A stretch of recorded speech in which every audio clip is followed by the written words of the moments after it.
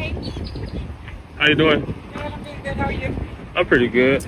We got a call just basically that you were just reporting vehicles throughout the, I guess that we're driving around the IBC. Okay, what happened? I'm sorry? What happened? What happened? Yeah, what happened?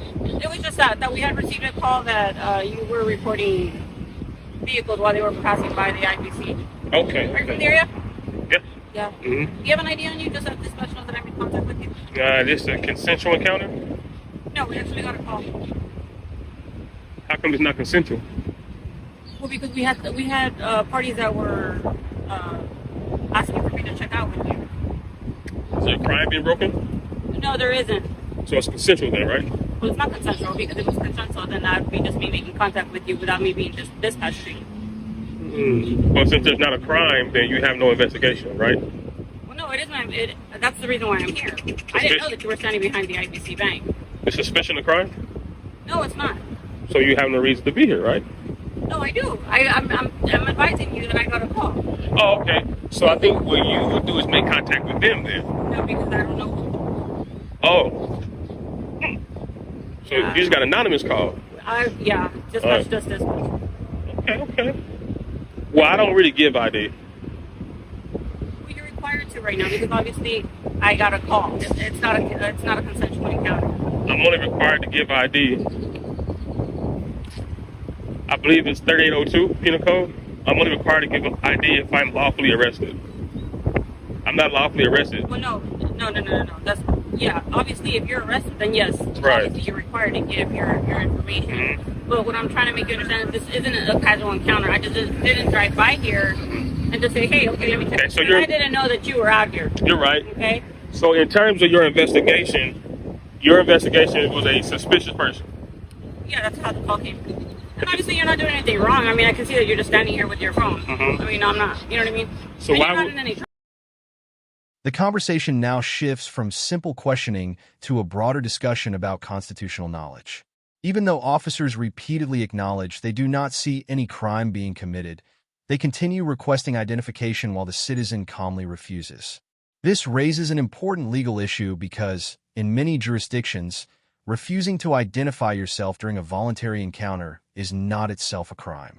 The citizen also questions why people who understand case law or constitutional rights are often viewed with suspicion instead of being treated as informed members of the public. It becomes less about identity and more about whether exercising legal rights should ever be mistaken for wrongdoing. I mean, I wouldn't know that. If I surrender my Fourth Amendment, I could be wanted. Then I'd be surrender of Fourth Amendment, then I could be in trouble. In trouble for what? I'm just saying, in hypothetical scenarios, we watch cops all the time, right? It still comes on TV. When someone surrenders their Fourth Amendment, such as their ID, you guys run that through NCIS, and then you go, or ASIS, you're right, and you run their system, their information is look for warrants. So now they surrendered their Fourth Amendment, then they're subject to arrest. Okay, so do you understand the reason why I'm here? Yeah, I totally understand that, but that would be like in a whole different circumstance, right? This isn't a traffic stop or anything like that. Right. It's not a casual encounter. I mean, you can just provide me information. We did get a call that you were out here reporting vehicles. Again, you're not committing any crime. The only thing is that I got dispatched here. Okay. No rings. You're not married? No, sir. Why not? No need to be. No need to be? Oh, wow.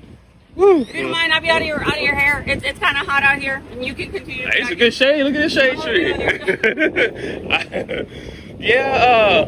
Unfortunately, I cannot assist you with your investigation. That's not my job. I'm not going to do that.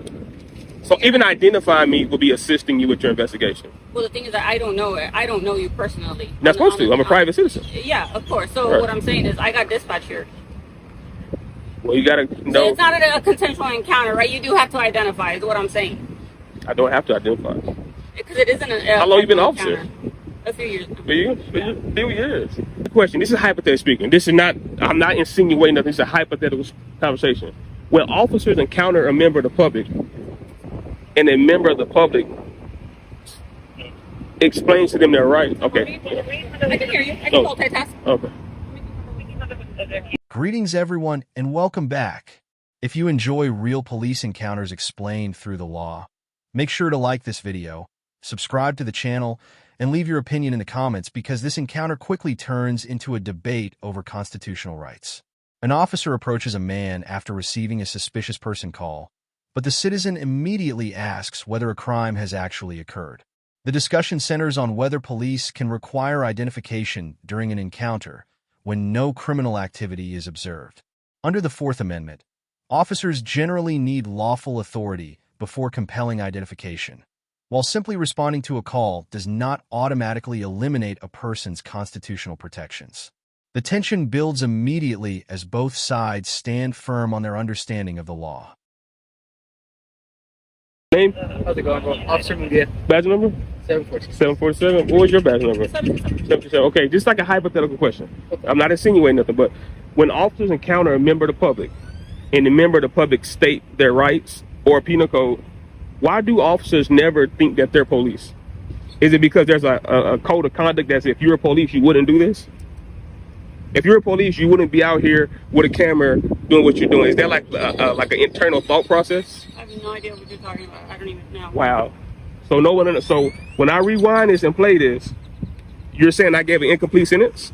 That's not what I'm saying, sir. Well, why don't you know what I'm talking about? So right now we're obviously you're going off topic, right? I'm supposed to because you have no reason to be here. I do. I just explained that to you. We got a phone call, Mm-hmm. right? Mm-hmm. It's just somebody concerned. That's all it is, right? And now you're here. And now I'm here. So it's not a consensual encounter, like I mentioned. I just didn't drive by here and decide to talk to you.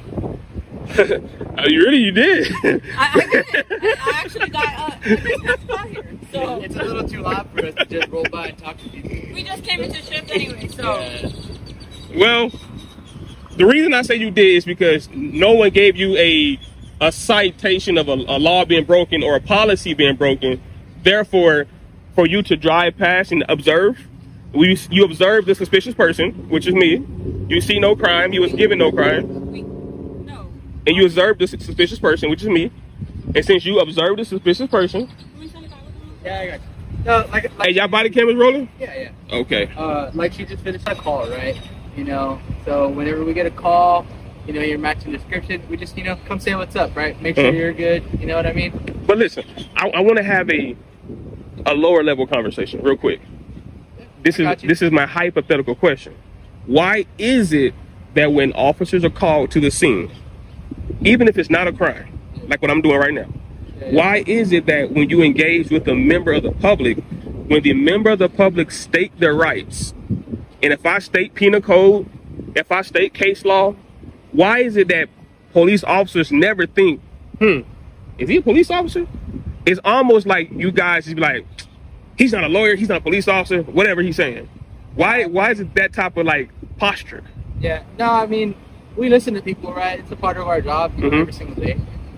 When people are right, people are right. I tell them, okay, you're right. You know what I mean? Okay, now watch this. Is this?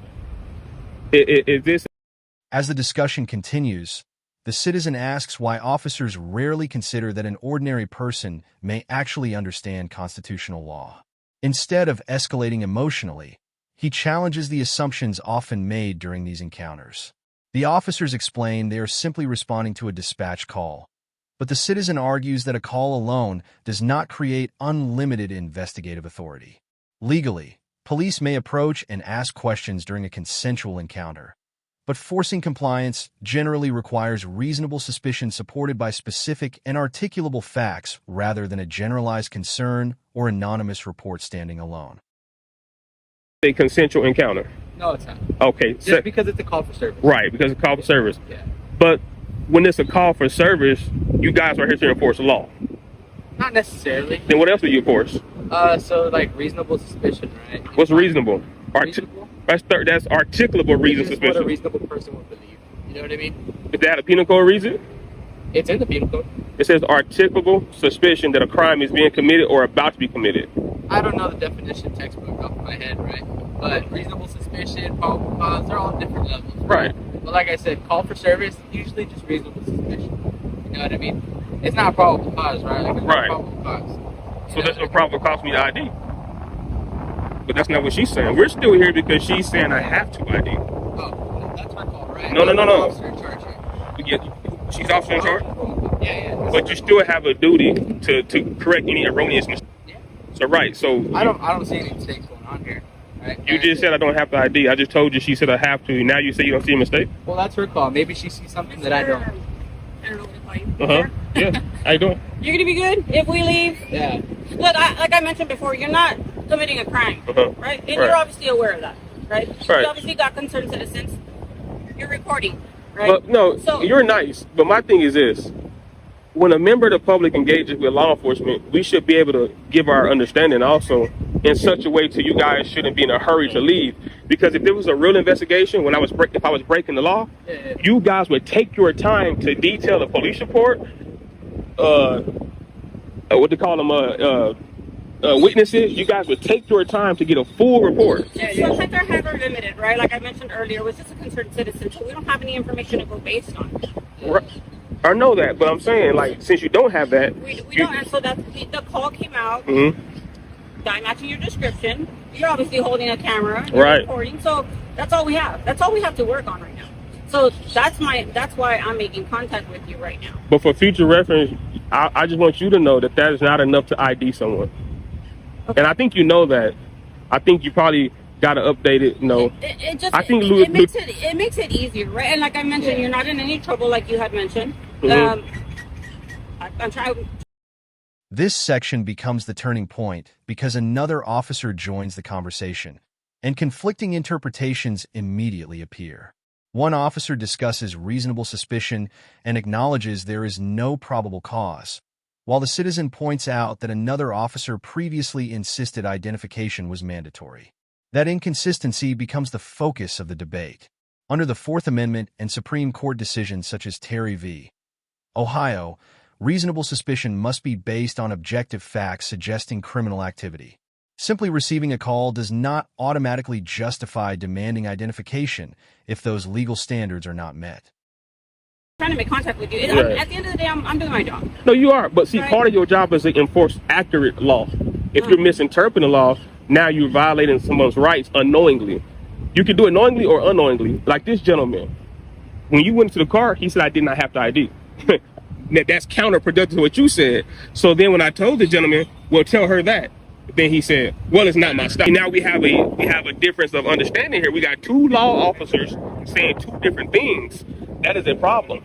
You should be on the same page. And then he said he doesn't know the exact penal code verbiage, articulable suspicion. That's another bad thing because you have to know that to make a proper investigation or proper arrest. I just went into my business. Are you prior to law enforcement? Or are you just something that you just study because you like it? I'm definitely, I've been in government. Okay. Perfect. Yeah, I've been in government, and so. Look, like I mentioned, you're not in any trouble, and you haven't committed a crime, right? Like I had mentioned before. You're gonna be good. We won't have to But that's be called not after. good enough Well, the thing is that because you gave misinformation. How did that? You said I did not have the ID. Did you say that? And then when I said, well, tell her that, there's no proper cause. So then why did you say I have the ID? Well, because it wasn't a casual encounter. It just make it easy. That's not a legitimate circumstance. I want to know the right answer. So I'm trying to get you guys to get on the same page. That's what I'm trying to do. I want to know, why did you say I don't have the ID, and why are you saying I do have the I ID? did get dispatched. He didn't get dispatched. Doesn't matter. He's law enforcement. Well, yeah, but what I'm saying is he probably just did a roll by him. I'm pretty sure he didn't get Yeah. dispatched to here. I I have a call. Like I have an actual This is call her that I. responsibility. I mean, there's always an officer in charge for any situation, but that doesn't mean you didn't know what's going on, right? Okay, so like I mentioned, I did get a call. I have a call was created for me to make contact with. This isn't like I mentioned. I just didn't casually drive up here and I was on the other side of town when this call came in. Right. The citizen now presses the officers on why they are giving different legal answers to the exact same question. He argues that inconsistent explanations can confuse the public and potentially lead to unnecessary violations of constitutional rights.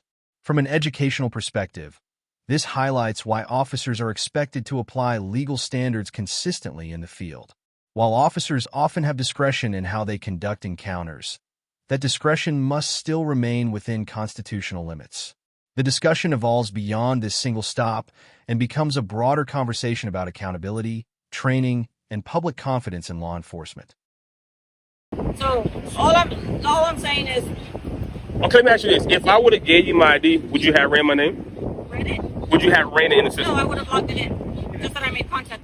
ran for warrants? No, there's a difference. I can log it in that I made contact with you, and obviously you haven't committed a crime. And running it through the NCIC, TCIC, which you had mentioned, is totally different. I wouldn't have done that. Now let me ask you this: how would a member of the public know when you're going to make that discretionary decision? You could have asked me just like you did right now. But Or you could have probably heard. I've done it before. I've done it before, and I know. And that's the bad thing about law enforcement encounter. You know, when a member of the public says something that happened in the past, law enforcement says, "Well, that's a different situation." But when you guys encounter us, and you say, "Well, you could be doing this, you could be doing that," then we can say, "Well, that's a different situation." So it goes both ways, you know. Right. Yeah, every situation is different. Unfortunately, we're here because, like I mentioned before, there's the call that I received, right? And that's basically, like I mentioned, you're not in any trouble or anything like that. You guys got cards? Yeah. Yeah. You can write the CAD number on there, this call for service number on there for me. You want the CAD narrative number? Yeah. So you don't want to say you don't. So are you the kind of public official that don't correct their officers when they're wrong? I don't know if she's right or wrong. You don't know penal code? I do. What's penal code for ID? Penal code for ID? Yeah. That doesn't really make any sense. What is the penal code for when a member of the public is required to identify themselves? When they're suspected of committing a crime. Right. Am I suspected of committing a crime? So but like I said, we got reasonable suspicion, we got probable cause, we got mere suspicion. All that is separate though. Yeah. But you're rambling on about all these different levels. I'm rambling. Yeah, you keep throwing different names. Isn't that what you guys use to articulate an arrest or a citation? You use penal code, right? Yeah. So when a member of the... Rather than ending the encounter, the citizen requests business cards and asks for the specific law requiring identification. He repeatedly asks for the applicable penal code, emphasizing that legal authority should always be based on clearly established statutes instead of assumptions. This is an important educational point because identification requirements vary from state to state, and many so-called stop and identify laws only apply when an officer has lawful reasonable suspicion. Knowing the exact legal basis for police authority helps both officers and citizens better understand their respective rights and responsibilities. All right. So when a member of the public brings up penal code, then they're rambling? Well, I mean, you don't really stay on one topic. You know what I mean? That's what I'm saying. Because you guys have no reason to be here, so I have to use subject matter examples to get you guys to understand. Well, it's like she just finished telling you, man. We do have a reason to be here just because of the call.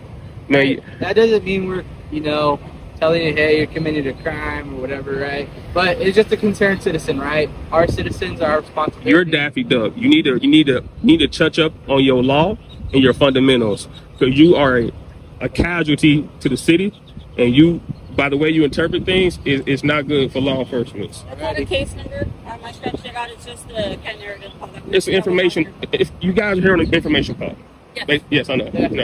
All right. Be safe, man. Hey, and always remember, every member of the public could be an FBI agent. They could be anybody. So when you give inaccurate representations of the law, you're opening yourself up to situations and circumstances. And we don't want to do that because the taxpayers have nothing to do with it.